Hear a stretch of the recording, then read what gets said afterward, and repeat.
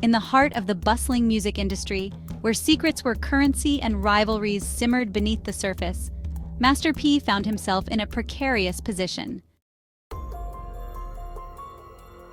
The founder of No Limit Records, he was no stranger to the cutthroat nature of the business, but recent whispers had him on high alert.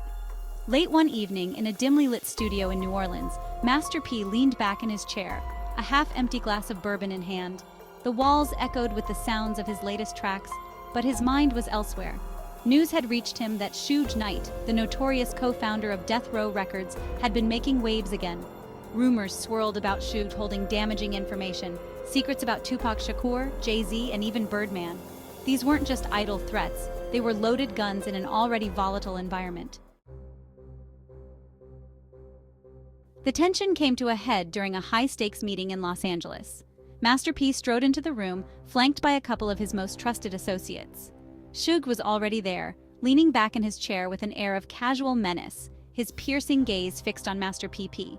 "What's the deal?" Suge asked, a smirk playing at the corners of his mouth.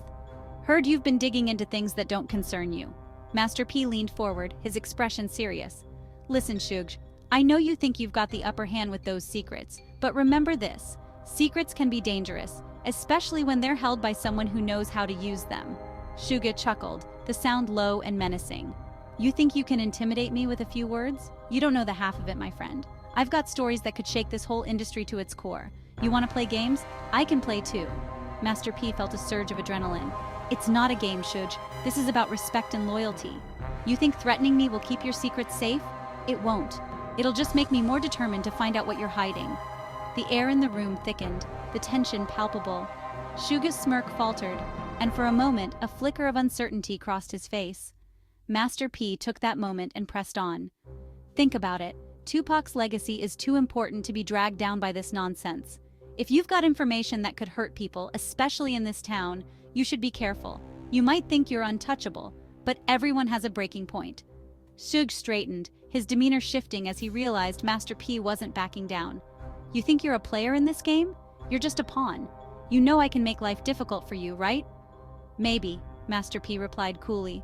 "But pawns can become queens if they play their cards right. I've built my empire from the ground up, and I won't let anyone, especially you, take it down. You don't own the streets, Suge. We're all just passing through." The standoff hung heavy in the air, each man sizing the other up, the tension thick enough to cut with a knife. Finally, Suge leaned back, his expression unreadable. "You've got guts, I'll give you that. Just remember, in this business, nothing stays buried forever." As Master P exited the studio, he felt a mix of adrenaline and resolve. The music industry was a treacherous landscape, but he knew one thing for sure. He wouldn't let Suge Knight, or anyone, hold him hostage with threats and secrets. The game was on, and he intended to play it to win.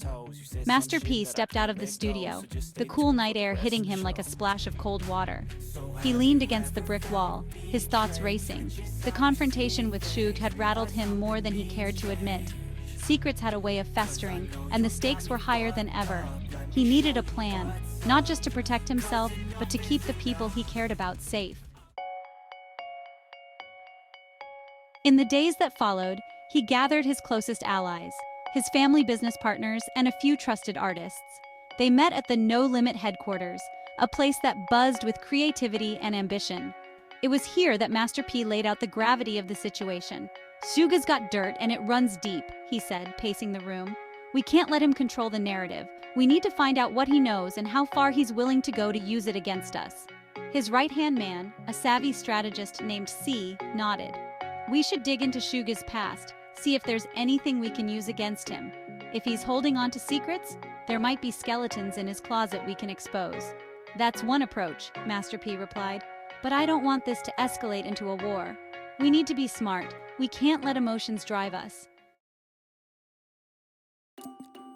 Meanwhile, Suge was doing his own calculations. Back in Los Angeles, he met with his circle of associates, the kind of people who thrived in the shadows. "Master P thinks he can intimidate me?" he scoffed, leaning back in his leather chair. "He's playing a dangerous game. We need to send him a message."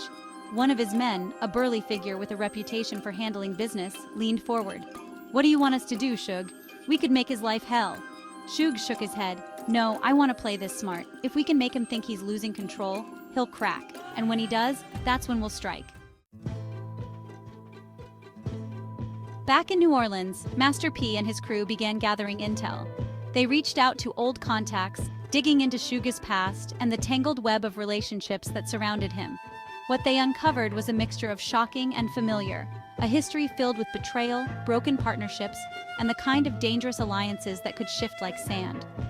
One evening, as they sifted through information, they came across a name, an old associate of Suge's who had long since fallen out of favor. The man had a reputation for being a loose cannon, but also had insights that could prove invaluable. Let's pay him a visit, Master P decided. He might be the key to unlocking whatever secrets Suge is holding on to. They found the man in a rundown bar on the outskirts of town, nursing a drink and lost in his thoughts.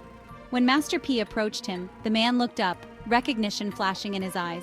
"Master P, I didn't expect to see you here," he said, his voice gravelly. "What do you want?" "I need information about Suge," Master P replied, his tone steady. "He's a threat to everything I've built, and I know you know things." The man studied him for a moment, weighing his options. "Suge's got secrets, but he's also got friends in high places. If you want to take him down, you'd better be prepared for the fallout." "I'm ready," Master P asserted. "Just tell me what you know." After a tense conversation, the man revealed a series of connections Suge had with various figures in the industry, people who would turn if the right leverage was applied. The pieces began to fall into place for Master P. If he could expose Suge's alliances and the hidden truths behind them, he might just level the playing field. As Master P left the bar, a newfound sense of purpose filled him. He was determined to navigate this treacherous landscape without losing himself to fear or paranoia. In the coming weeks, the tension between them escalated. Suge continued to flaunt his power, attending events and making public statements that seemed designed to provoke Master P. But Master P wasn't about to let Suge dictate the terms of their conflict. He launched a series of strategic moves, positioning himself as a champion for artists' rights and leveraging his network to expose some of Suge's less savory dealings. With each revelation, the walls began to close in on Suge. Finally, in a dramatic twist, Master P arranged a public forum, a concert that would showcase not only his artists, but also spotlight the importance of unity in the industry. It was a bold move, designed to draw a line in the sand. As the night of the concert approached, anticipation crackled in the air. Master P took the stage, the crowd roaring with energy. He spoke passionately about the power of music, the importance of truth, and the need for solidarity in the face of adversity. But as he scanned the audience, he spotted a familiar figure in the shadows. Suge Knight, flanked by his associates, watching intently.